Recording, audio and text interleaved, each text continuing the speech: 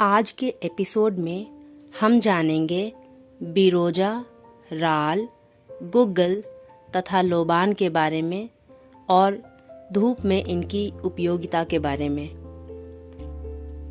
आप सबको डॉली झा का प्यार भरा नमस्कार और आप देख रहे हैं ओम इंसेंस शो।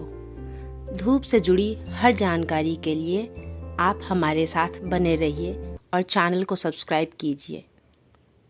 और आज की एपिसोड में आगे बढ़ने से पहले आपको ये बता दें कि आप इस एपिसोड को एक पॉडकास्ट की तरह ही लीजिए, तो आपको इसे बिल्कुल हाथ में लेकर और देखने की ज़रूरत नहीं है।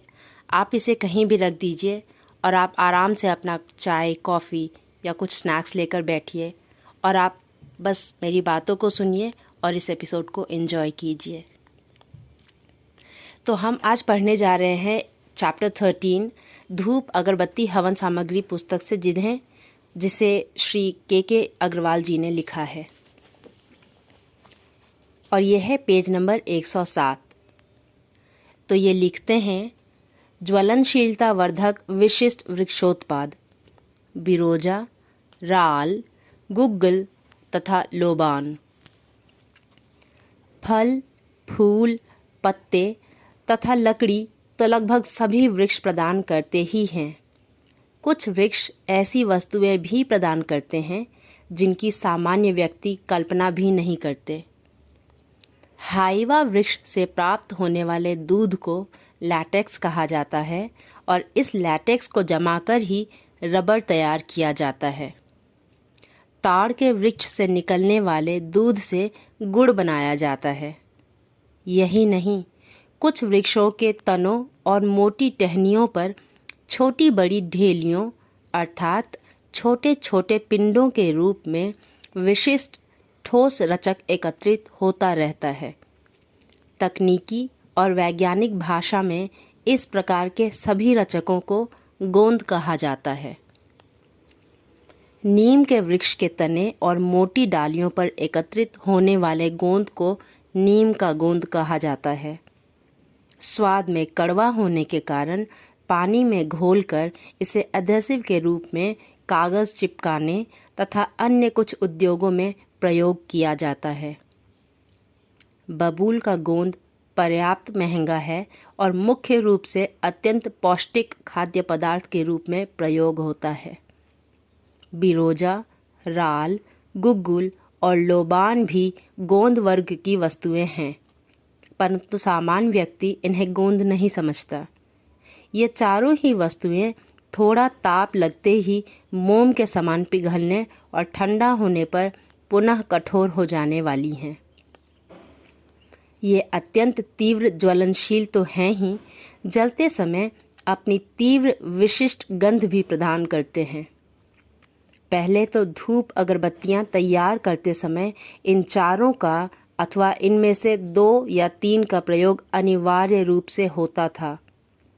अब भी अच्छी धूपों, मसाला अगरबत्तियों और बत्तियों तथा कोनों के रूप में तैयार की जाने वाली सूखी धूपों के मिश्रण में दक्ष निर्माता इन्हें मिलाते हैं। इन चारों वस्तुओं में सबसे सस्ता बिरोजा है। हिमालय पर्वत श्रृंखला पर 1 से लेकर 2500 मीटर की ऊंचाई तक चीड़ वृक्ष के काफ़ी जंगल हैं। बिरोजा की प्राप्ति इन चीड़ के वृक्षों से होती है और वह भी काफ़ी अधिक मात्रा में। बिरोजा 2 प्रकार का होता है, थोड़ा मुलायम मटमैले रंग का तथा तीव्र दुर्गंध प्रदायक बिरोजा तो इतना सस्ता है कि सस्ती फिनाइलें तो इसकी बनाई ही जा सकती हैं। कपड़े धोने के घटिया साबुन तैयार करते समय भी तेलों के साथ इसे मिला लिया जाता है। स्वच्छ सफ़ेद बिरोजा इससे लगभग 2 गुना महंगा है और आप इसका ही प्रयोग करेंगे। बिरोजा थोड़ा गर्म करने पर तो पिघल ही जाता है। रबर के समान ही रोलर मिल में पीसने पर भी पिघल जाता है। यही कारण है कि धूप तैयार करते समय बाइंडर में 5 से 20% तक बिरोजा मिला देने पर धूप के जलने के गुणों में काफ़ी अधिक वृद्धि हो जाएगी। परंतु इसकी दुर्गंध को दबाने के लिए सुगंध तो कुछ अधिक मात्रा में मिलानी ही होगी। यही नहीं, गत अध्यायों में वर्णित मच्छर भगाने और जीवाणुनाशक उपादानों में बिरोजा मिलाने पर तो इसकी दुर्गंध उनकी इस क्षमता को और भी अधिक बढ़ा देगी। धूपों का निर्माण करते समय व्यावहारिक रूप में सर्वश्रेष्ठ रहेगा राल का प्रयोग। बिरोजा तो सूखे ढेले के रूप में होता है और यही कारण है कि इसकी गणना रोजिन वर्ग के अंतर्गत होती है, जबकि राल को रेजिन कहा जाता है क्योंकि ठंडी अवस्था में भी यह कुछ मुलायम बना रहता है। राल सफ़ेद बिरोजे की अपेक्षा 3 से 5 गुना तक महंगा है, परंतु इसमें 3 ऐसे अनुपम गुण हैं जो अन्य किसी वस्तु में नहीं। यद्यपि इसे जलने पर सुगंध की प्राप्ति नहीं होती, परंतु तीव्र दुर्गंध भी प्रदान नहीं करता। इसकी गंध धूप बत्ती अथवा मसाला अगरबत्ती की सुगंध पर लगभग कोई प्रभाव नहीं डालती, परंतु उसके जलने के गुण में एक अद्भुत वृद्धि कर देती है। जहाँ तक ज्वलनशीलता का प्रश्न है, बिरोजा ही नहीं, आपके द्वारा प्रयोग किए जाने वाले सभी रचकों और रसायनों में सबसे अधिक गति से ज्वलनशील है राल। यही कारण है कि बिरोजा के स्थान पर आधी मात्रा में राल मिलाने पर ही धूप के गुणों में अधिक वृद्धि हो जाएगी। राल का सबसे बड़ा गुण तो यह है कि जब धूप बत्ती में मिलाई हुई राल जलती है, तब इसका एक छोटा सा भाग ही जलता है। शेष 3/4 के लगभग भाग मोम के समान पिघलकर नीचे की तरफ बहने लगता है। यह तरल भाग तेल के समान पतला होता है, अतः धूप बत्ती के नीचे के हिस्से द्वारा सोख लिया जाता है। इस प्रकार धूप बत्ती के नीचे का वह भाग जो ताप के प्रभाव से थोड़ा सूखता रहता है, राल के इस तेल को पीता रहता है। इस प्रकार धूप बत्ती नीचे के अंतिम हिस्से तक मुलायम तो बनी ही रहती है, उसकी ज्वलनशीलता और भी अधिक बढ़ जाती है। इस प्रकार धूप बत्ती अंतिम हिस्से तक पूरी तरह जल तो जाती ही है, वह बीच बीच में बुझती भी नहीं। यही कारण है कि आप किसी भी फॉर्मूले से धूप बत्ती तैयार करें, उसमें आवश्यकतानुसार राल अवश्य मिलाएं। बिरोजा जलते समय तीक्ष्ण दुर्गंध प्रदान करता है, तो राल भी कुछ अरुचिकर गंध प्रदान करता ही है। यही कारण है कि इनका प्रयोग सुगंध के लिए नहीं, केवल ज्वलनशीलता बढ़ाने के लिए किया जाता है। इनके विपरीत गुग्गुल, जिसे कुछ व्यक्ति गुग्गल भी कहते हैं, मुख्य रूप से सुगंध के लिए मिलाया जाता है।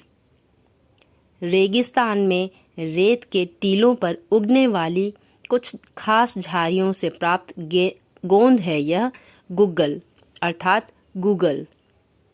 यह राल से 4 से 5 गुना महंगा है और धूप बत्ती की ज्वलनशीलता में भी उतनी वृद्धि नहीं करता जितनी राल करता है।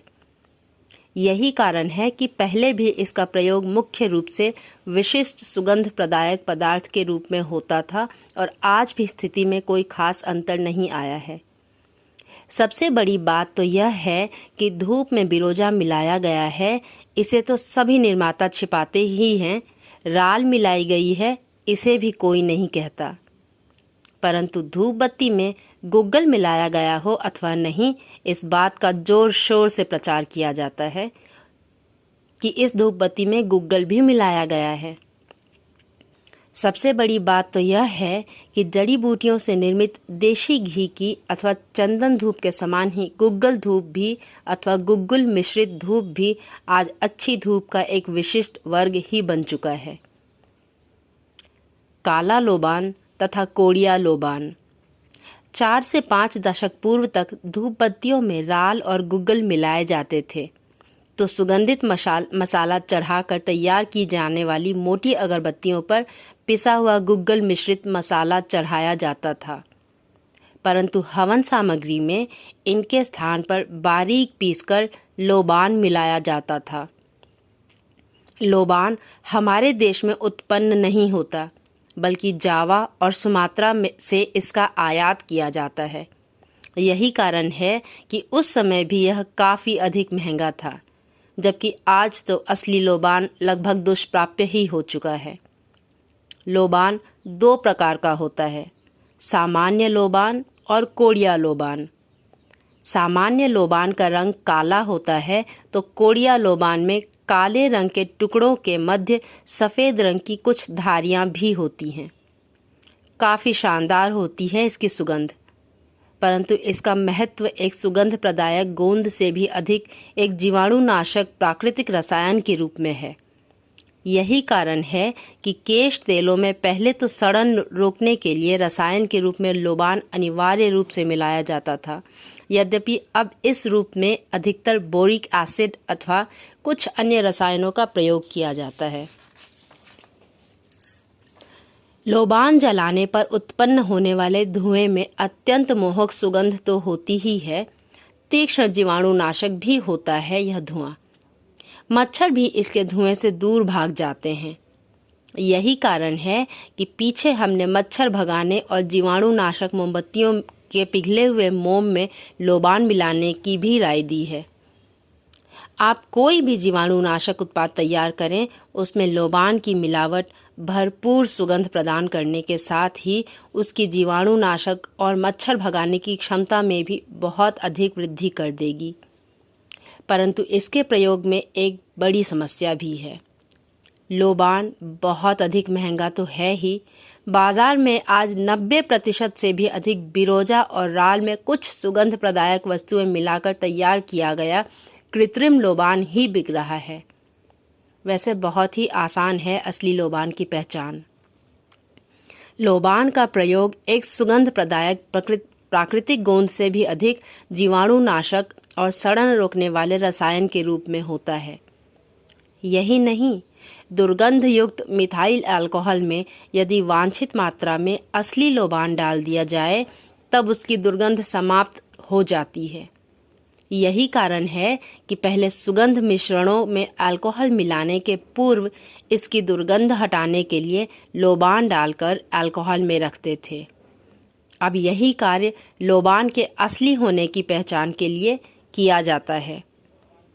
आप कांच की एक रंगहीन शीशी में 150-200 मिलीलीटर डीनेचर्ड स्प्रिट डालकर उसमें 20-25 ग्राम लोबान डाल दीजिए। लोबान असली होने पर उसमें घुल जाएगा, स्प्रिट का रंग लाल या गुलाबी हो जाएगा और दुर्गंध के स्थान पर उसमें सुगंध आने लगेगी। परंतु यदि वह लोबान नकली होगा, तब उसमें मिश्रित राल और बिरोजा घुलकर हलवे की तरह पेस्ट बन जाएंगे और ठोस रचक नीचे बैठ जाएंगे। यही नहीं, उस अल्कोहल की दुर्गंध समाप्त होने के स्थान पर और भी अधिक भीषण मिली जली दुर्गंध आने लगेगी। पहले जब धूप नामक पौधे की जड़ों को कूटकर इसके लेस का प्रयोग बाइंडर तथा चंदन के बुरादे का प्रयोग ठोस रचक के रूप में होता था, तब ज्वलनशीलता वर्धन हेतु राल और सुगंध के लिए गुग्गल का प्रयोग एक अनिवार्य आवश्यकता थे। परंतु अब तो लगभग सारी धूप ही रबर को सॉल्वेंट में फुलाकर बाइंडर के रूप में प्रयोग करके बनाई जाती है और साथ ही भरपूर मात्रा में तीक्ष्ण सुगंध प्रदायक रसायन मिलाए जाते हैं। इसी प्रकार सुगंधी प्रदायक अगरबत्तियां भी गंध रहित डमी अगरबत्तियों पर सुगंध मिश्रण चढ़ाकर तैयार की जाती है। यही कारण है कि आप धूपों का निर्माण करें अथवा अगरबत्तियां या हवन सामग्री तैयार करें, इन चारों वस्तुओं का प्रयोग अनिवार्य नहीं। वैसे धूप बत्ती के बाइंडर में राल भी मिला लेने पर उसमें पूरी तरह जलने का गुण काफ़ी अधिक बढ़ जाएगा। जहाँ तक गुग्गल का प्रश्न है, इसे ज्वलनशीलता वर्धक पदार्थ से अधिक विशिष्ट सुगंध प्रदायक प्राकृतिक उपादान के रूप में मिलाया जाता है। वैसे दक्ष धूप निर्माता तो इन गुग्गल धूपों में भी नाममात्र के लिए गुग्गल मिलाते हैं और बाकी कमी कृत्रिम सुगंध मिश्रण मिलाकर पूरी कर लेते हैं। तो ये थी जानकारी बिरोजा, राल, गुग्गल और लोबान के बारे में। तो उम्मीद करते हैं आपको इस एपिसोड से कुछ सीखने को मिला हो और आपको ये पॉडकास्ट पसंद आया हो। जब तक अब हम अगली बार मिलें, तब तक अपना और अपने प्रियजन का खास ख्याल रखिए। नमस्ते।